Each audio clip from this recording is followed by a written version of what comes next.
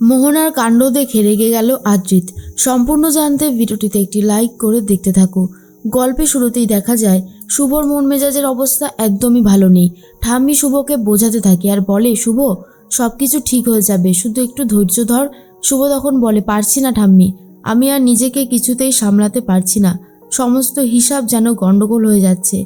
কি করব আর কি না করব কিছুই বুঝে উঠতে পারছি না। ঠাম্মি তখন বলে, কেন, কি হয়েছে? তুই কি মোহনাকে নিয়ে ভয় পাচ্ছিস? তখন শুভ বলে, মোহনা আর আদি দুজনা বারবার বলতে থাকে ওদের মধ্যে নাকি বন্ধুত্বপূর্ণ সম্পর্ক, কিন্তু আমার এটা কখনোই মনে হচ্ছে না যে ওরা শুধুই বন্ধু। আমার মনে হচ্ছে যে মোহনা আমার আদিকে আমার কাছ থেকে কেড়ে নিতে চাইছে। সেই জন্যই আমার খুব ভয় লাগছে ঠাম্মি। ঠাম্মি তখন বলে, শুভ এইভাবে ভয় পেলে চলবে না। দেখ, মোহনা হলো আদির বন্ধু, এটা তো আমরা সবাই জানি। আর মোহনা যদি বেশি বাড়াবাড়ি করে তখন আমরা অন্য স্টেপ নেব, কিন্তু দয়া করে তুই নিজেকে সামলা। ভালোবাসা দিয়ে যেভাবেই হোক না কেন মোহনাকে এখান থেকে বার করতে হবে। রাগারাগি করে কোনো কিছুর সলিউশন হবে না। শুভ বলে, আমি দিনের পর দিন দেখতে পাচ্ছি যে আদি আমার থেকে ক্রমশ দূরে চলে যাচ্ছে। সব সময় আমাদের দুজনের মাঝখানে মোহনা কোনো না কোনোভাবে চলে আসছে, আর এখন তো বাড়িতেও চলে এসেছে। আমি জানি না ঠাম্মি আমি কী করে সবটা সামলাবো, তবে আমি কিন্তু খুব ভালো মতন বলছি যে মোহনা এই পরিবারে ঢুকে আমার অধিকার সব কিছু ও নিজের করে নেবে।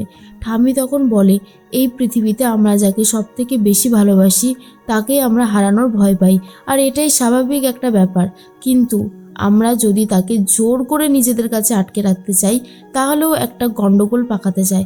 সেজন্যই বলছি তুই একটু নিজেকে সামলা, দেখ সব ঠিক হয়ে যাবে।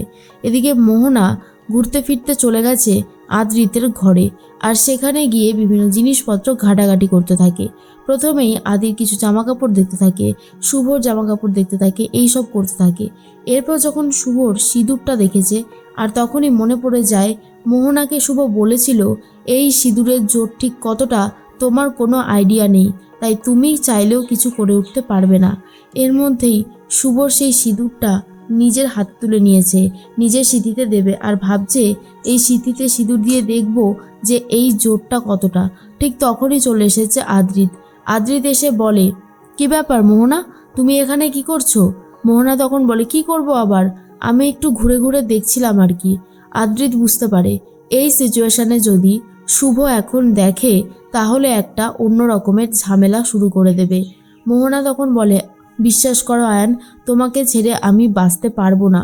আমি তোমাকে অনেক ভালোবাসি, আমি শুধু তোমার সাথেই থাকতে চাই, তুমি হলে আমার সব।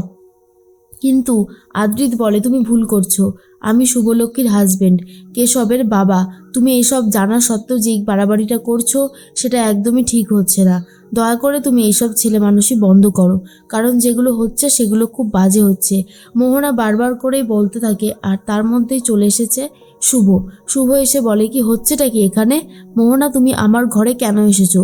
কিসের জন্য এসেছো? মোহনা তখন বলে, আমি তোমার ঘরে এসেছি দেখতে। এরপর যখন দেখে সিঁদুর নিয়ে এদিক ওদিক করেছে মোহনা, তখন তো আরও বেশি করে রেগে গেছে শুভ, আর বলে, এটা কি হয়েছে? তুমি কেন এই জিনিসগুলো করছো? দেখো আদি, সিঁদুর নিয়ে ঠিক কী বাড়াবাড়ি করেছে। মোহনা চলে যায়। আদ্রিত তখন বলে, শুভ তুমি শান্ত হও। কিন্তু শুভও কোনোভাবে শান্ত হতে পারে না, আর বারবার একটা কথাই বলতে থাকে, আদি তুমি আমাকে ছুঁয়ে বলো তুমি মোহনার সাথে আর কোনো সম্পর্ক রাখবে না, মোহনার সাথে তুমি কথা বলবে না। কিন্তু কোনোভাবেই আদি এই কথাটা রাখতে চায় না, আর শুভকে বলে, দেখো আমি যদি মোহনার সাথে কথা না বলি তাহলে ব্যাপারটা অন্য দিকে চলে যাবে, তুমি দয়া করে একটু শান্ত হও। কিন্তু কোনোভাবেই শান্ত হতে পারছে না শুভ। বুঝতে পারে যেটা হচ্ছে সেটা ভালো হচ্ছে না। এরপরে আদিত্য চলে যায়। শুভ নিজের ঘরে অনেক কান্নাকাটি করতে থাকে। সকাল হতেই সবার জন্য ব্রেকফাস্ট বানিয়েছে শুভ, কিন্তু আদি আর শুভ দুজনা কারোর সাথেই কথা বলছে না। আর এটা খুব ভালো মতন বুঝতে পেরে গেছে ঠাম্মি।